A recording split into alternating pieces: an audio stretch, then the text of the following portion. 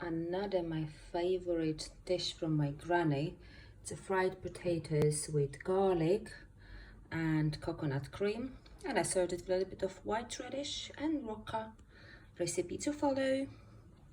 Okay, so finally chopped the potatoes. There's already a coconut fat, or how you call it, and here is my one. And just put it in like that and fry it a little bit. All done. Add a little bit of crushed garlic.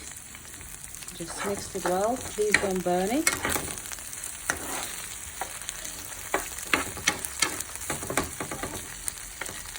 Salt it a little bit and put a little bit of coconut cream on it. Oh, yummy, yummy. And I'll show you the results soon. Oh, and the potatoes is now ready to eat. Ta-da!